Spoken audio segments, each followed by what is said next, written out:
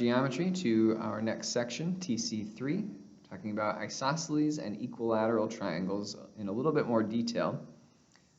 So we discovered in section 1 that an isosceles triangle has two congruent sides. We also talked about how if there were two angles that were the same, then there would be two sides that are the same. So we are going to add some more vocab to that and talk about which sides, now that we have the context of the TC2, where we can order the sides and the angles, we can tell which angles and which sides are supposed to be congruent.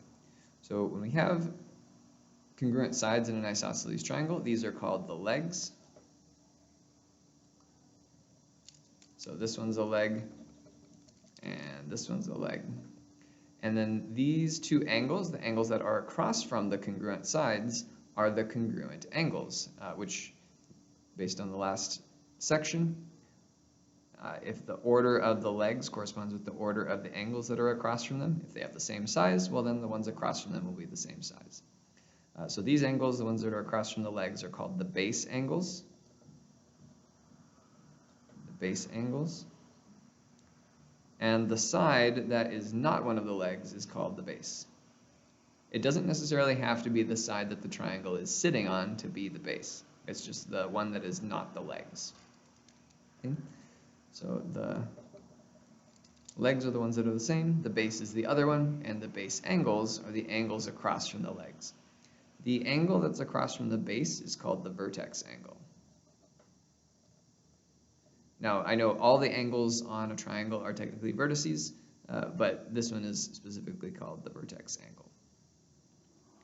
So an isosceles triangle has sides that are the same, two sides that are the same, base angles that are the same.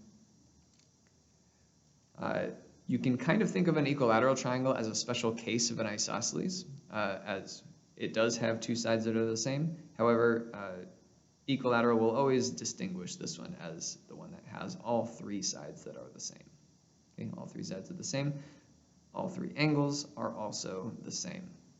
Remember, if the size of the angle corresponds with the size of the side, if all the sides are the same, well, then the ones that are across from them also are the same.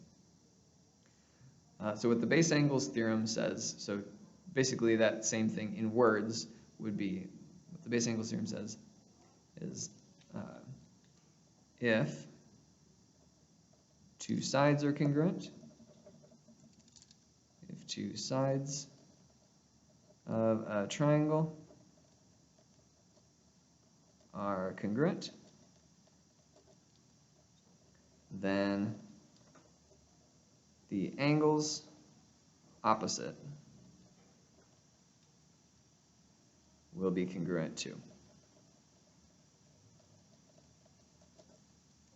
Okay, if two sides of a triangle are congruent, then the angles opposite will be congruent.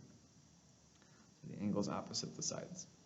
So for this one, we don't have to have angles marked as congruent in order to write an equation. If we know that these sides are congruent, then we know that the angles are congruent too. And we can say 7x plus 2 is equal to 8x minus 7. If we're trying to find the value of x, we need to set up an equation. Let's refocus. Okay. Then we can subtract. I would subtract the 7x from both sides to get x, and then add 7 to both sides to get 9. So x is 9. Now it also says we want to find the value of y. Now this 2y expression is not equal to either of those angles. It's also not equal to their sum or any combination of that, but the triangle sum theorem says that all three angles in a triangle add up to 180.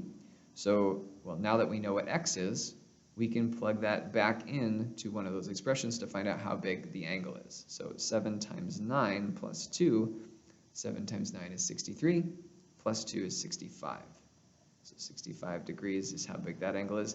That should be the same over here. 9 times 8 is 72, minus 7 is also 65.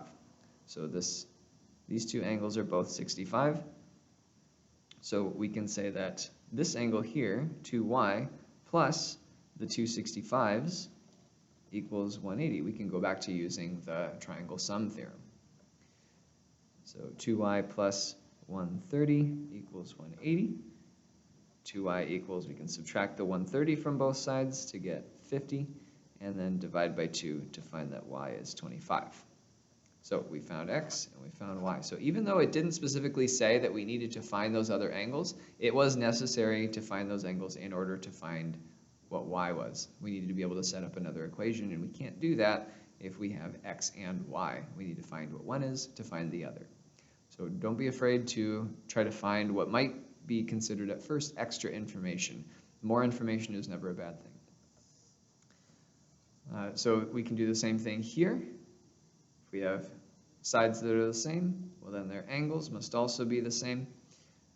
So for the 4x minus 22 and the 2x plus 4, those are equal. So even though they weren't marked that way initially, if you have angles or sides that are marked that way, then the base angles must be congruent as well. So another way, since we have this vocab, these base angles, another way to maybe simplify our base angles theorem is to say, if a triangle is isosceles,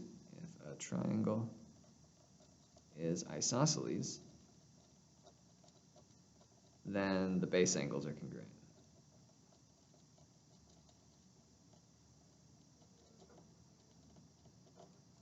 Okay, so that might be another way to frame that. That might be easier to remember. So isosceles triangle, the base angles are congruent. We can subtract 2x to get 2x. We can add 22 to get 26, and then divide to find that x is 13. Now that we know x, we can plug it back in to find out how big the angle is. 2 times 13 plus 4, 26 plus 4 is 30. Let's double check. 4 times 13 is going to be 52. 52 minus 22 is also 30. So to find what y is, 4y plus 30 equals 180. 30 plus 30 is 60. And then 4y is equal to 120. Divide by 4 to find that y is 30. So we found x, we found y. In order to find that vertex angle, we needed to know what the base angles were. Now the converse of the base angles theorem is also true. So converse means that we start with the then part of the other one. So in our base angles theorem, we said if two sides of a triangle are congruent, then the angles opposite them will be congruent. So we're going to start with the angles in the converse. So the converse of the base angles theorem says if two angles are the same, if two angles in a triangle are congruent, then the sides opposite are congruent too. Okay, if two angles in a triangle are congruent, then the sides opposite are congruent. So we don't have to have congruence markings on those sides to know that they're congruent. Knowing that those base angles are congruent, we now know that those sides are too. So 5x plus 7 equals 42, and then we can subtract 7 to find 35, and then divide to get x is 7. Same deal here. The base angles are congruent, then the sides opposite them are also congruent. Now notice we're given the base here as well, but that's not congruent to either of the legs. The legs are the ones that are opposite the congruent angles. So 12x plus 3 is equal to 8x plus 19. The 20 doesn't have anything to do with them. So we can subtract the 8x to get 4x. We can subtract 3 to get 16, and then divide to find x is 4. Now, as a direct result of the base angles theorem, if two sides are congruent, then the two angles are congruent. A corollary to that has to do with equilateral triangles. If all three sides are congruent, then all three angles are congruent. Okay, if all three sides are congruent, then all three angles are congruent. And that's easy to tell when we, if the opposite sides, or if the sides being congruent mean the opposite angles are, well then we just rotate it a little bit and we say, all right, these ones are congruent too, so those angles are congruent, and if those are congruent to each other, those are congruent to each other, then all three are congruent by the transitive property. Now, one thing we also found out in the last section is that, or actually in the very first section, in an equilateral triangle, the angles measure 60 degrees. The angles measure 60 degrees. If all three angles are the same, then we can say that we can divide 180 by 3 to get 60 degrees. Divide into 3 equal pieces. So it doesn't matter that they're all different variables, the 5x plus 25, the 4y, the 32z minus 4. If I want to find x, y, and z, I'm not going to set up an equation with the two expressions that don't have the same variable. I'm going to set them equal to what I know the measure is. So 5x plus 25 equals 60. I can also say that 4y equals 60, and that 32z minus 4 equals 60. I can set up those three separate equations and solve each of them for x, y, and z, respectively. So I'm just going to leave the setup as it is. We'll finish those together in class. And then the corollary to the converse of the base angles theorem says the exact reverse. Angular triangles will also be equilateral. So that's another reframing of this. Equilateral triangles are also equiangular. So our converse of that is equiangular.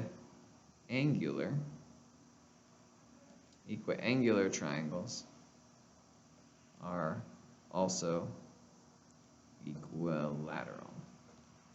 So even not knowing that these sides are congruent, they're not marked that way. If the angles are all congruent, then all the sides are congruent too. So those are the same. 6x plus 16 equals 9x minus 11. And we'll finish solving that together in class. Come ready with your questions, and I'll talk to you then. Bye for now.